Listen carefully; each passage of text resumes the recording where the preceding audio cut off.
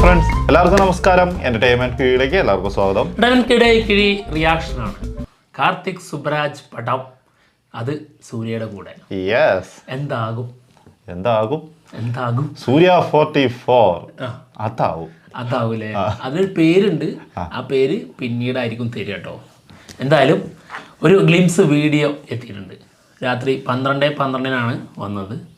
നമ്മളാ സമയത്ത് നല്ല ഉറക്കായിരുന്നു. സോറി. പക്ഷെ ഞാൻ പ്രതീക്ഷിച്ചായിരുന്നു കേട്ടോ, പേരും കൂടി ഉണ്ടാവുമായിരിക്കും സിനിമയിലെ. ഭയങ്കരമായിട്ട് പ്രതീക്ഷിച്ചിട്ടുണ്ടായിരുന്നു, ഒന്നുമില്ല ടൈറ്റിലായിരിക്കും എന്നൊക്കെ. പക്ഷെ നടന്നില്ല. ഇല്ല, എന്താണ് ദ വൺ ഒരു ഗ്ലിംസ് വീഡിയോ ആണെന്നുള്ളതാണ് നമ്മൾ അറിഞ്ഞത്. നമുക്ക് ചില സ്ക്രീൻഷോട്ടൊക്കെ കാണാൻ പറ്റി. ചിലർ അത് സ്പോയിലർ ആക്കിയിട്ടുണ്ട്.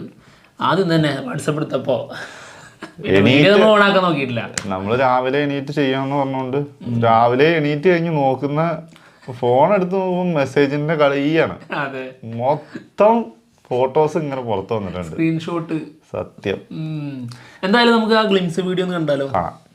അത്രല്ലേ. പിന്നെന്താ, നടിപ്പിൻ നായകൻ സൂര്യയുടെ ബർത്ത്ഡേ ആണെന്ന്. അമ്പോ, അതിന് മുന്നേ ഇതൊക്കെ പറയണതിന് മുന്നേ പറയേണ്ട സാധനമായിരുന്നു. സത്യം, അതിൽ നിന്ന് തുടങ്ങണമായിരുന്നു. സാരല്ല. അപ്പൊ നമ്മുടെ മുത്തുമണിക്ക് many many happy returns of the day. ഇനിയും ഇതുപോലെ ഒരുപാട് വമ്പൻ സിനിമകൾ കൊണ്ടുവരിക. ഞങ്ങൾ അങ്ങനെ ഞെട്ടിച്ചുകൊണ്ടേയിരിക്കുക. പിന്നെ കണ്ണിൽ നിന്ന് എപ്പോഴും തീ ഇങ്ങനെ തുപ്പുക. ഇങ്ങനെ കണ്ണുകൊണ്ട് തീ തുപ്പുക. അത് കാണിച്ചു തരും സിനിമയിൽ കാണാം, കണ്ണിൽ നിന്ന് തീ തുപ്പുന്ന എങ്ങനെയാന്ന്. ഓക്കെ, എന്തായാലും ഗ്ലിംസ് വീഡിയോ ആണ്.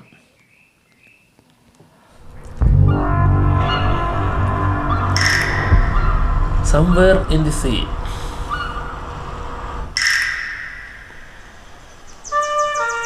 Royal estate. ഇത് പഴയ പരിപാടി കേട്ടോ അല്ലേ? മാർക്കോയൊക്കെ ഉണ്ടല്ലോ.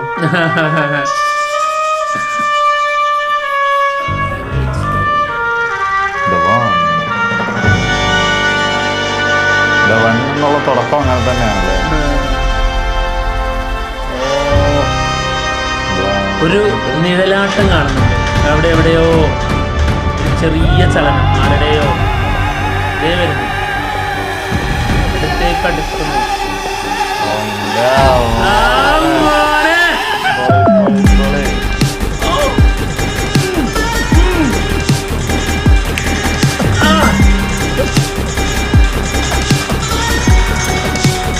ആണല്ലോ.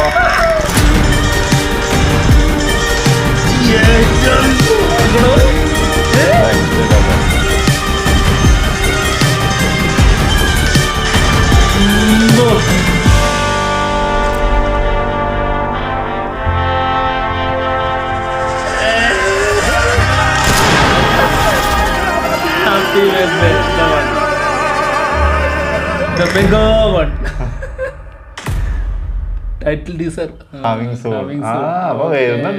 വരും. ആ സ്ക്രീൻഷോട്ട് നമ്മൾ കണ്ടല്ലേ? അത് ഫാൻമേഡ് അല്ല കേട്ടോ, അത് ഒറിജിനൽ തന്നെയായിരുന്നു കേട്ടോ.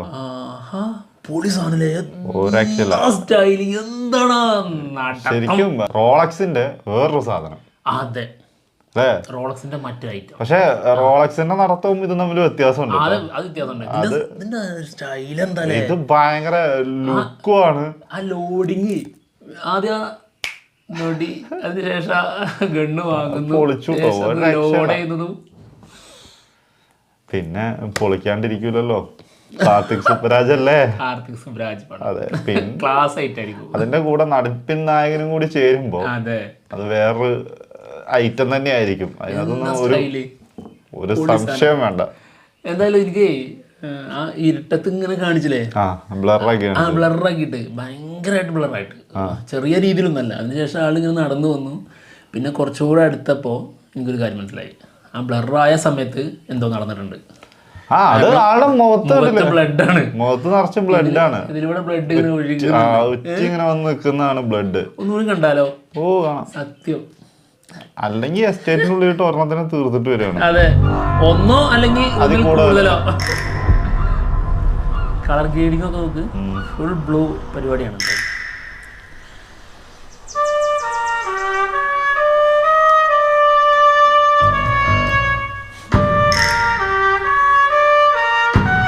കാർത്തിക് സുബ്രാജിന്റെ ടൈറ്റിലിങ്ങും അതെല്ലാം പ്രത്യേകത. എല്ലാരും വെറൈറ്റി ആയിരിക്കും. അതാണ്.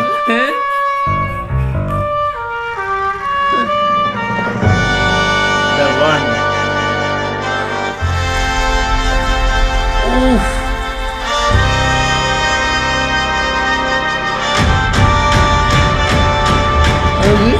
അതുകൊണ്ട് come on, അടിച്ചു കയറി വാ. വാടാ മോനെ. ഫുൾ ബ്ലാക്കില്.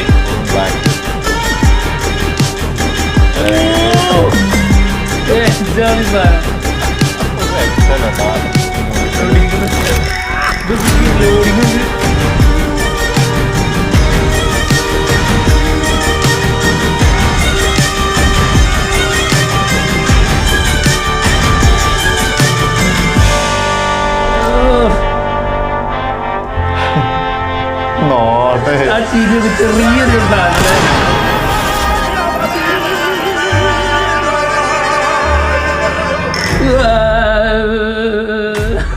ബാക്ക്ഗ്രൗണ്ടില് ലാസ്റ്റിലേക്ക് എത്തിയ പോലെ സംഭവം ഒരു രക്ഷയില്ല കേട്ടോ. ഇതിനകത്ത് ആറ്റിറ്റ്യൂഡ് എന്താണല്ലേ ഒരു പ്രധാന ഘടകമാണ് കേട്ടോ.